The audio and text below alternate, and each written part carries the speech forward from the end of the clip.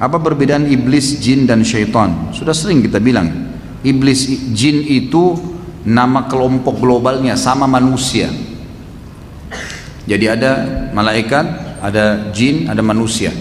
Khusus jin dan manusia ini dibagi 3 kelompok lagi oleh para ulama. Ada yang mukmin, dan ini jin mukmin sama manusia mukmin tidak akan pernah bersatu.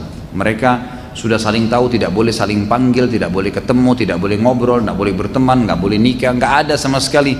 Orang beriman akan mencari tahu jin itu di mana, urusannya apa, makan apa, ngobrol, nggak ada. Jin yang kedua, jin yang fasik, muslim tapi masih banyak dosanya, dan yang jin yang ketiga kafir. Jin yang fasik sama jin kafir ini namanya syaitan, dipimpin oleh iblis, gitu kan. Jadi semua syaitan pasti jin, tidak semua jin itu syaitan. Karena galangan jin ada yang beriman, dan di alam jin sekarang ini ada seperti kita, ada dakwah, ada ulama-ulamanya, mereka dakwah, ada jihad, ada alam itu, gitu kan? Ada alam itu pada mereka. Apa bentuk hakiki mereka? Allah Subhanahu wa taala menjelaskan mereka di dalam surah jin, ya. Mereka dapat terlihat, mereka dapat melihat manusia, tapi manusia tidak bisa melihat mereka.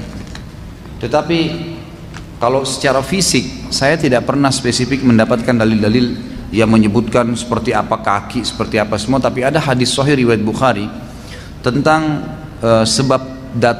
sebab masuk Islamnya jin Nusaybin, jin dari wilayah Irak.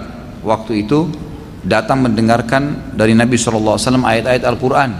Pada saat orang-orang Quraisy membenci dakwah Islam, dan pada saat Nabi SAW sedang ditimpa 2 masalah besar, meninggalnya Abu Talib pamannya yang merupakan pembela dakwah, dan istrinya Khadijah radhiyallahu anha, maka beliau sangat sedih pada saat itu, dikenal dengan tahun kesedihan. Allah SWT pada saat itu menghibur nabinya Muhammad SAW dengan 2 kejadian besar, masuk Islamnya jin Nusaybin dengan kejadian Isra dan Mi'raj. Dan ini bisa dilihat kembali ke materi sirah yang sudah saya sampaikan di YouTube, tentunya ada. Saya juga tidak ingat episode yang keberapa, tapi yang jelas insya Allah ada masalah masuk Islam jin Nusaybin. Nah, jin-jin ini datang, kemudian mereka mendengarkan ayat-ayat yang dibaca oleh Nabi SAW. Kata Ibnu Mas'ud radhiyallahu anhu, saya satu hari pernah jalan bersama Nabi SAW, kemudian saya melihat Nabi SAW menggaris tanah dengan tongkatnya dan berkata kepadaku, jangan lewatin garis ini.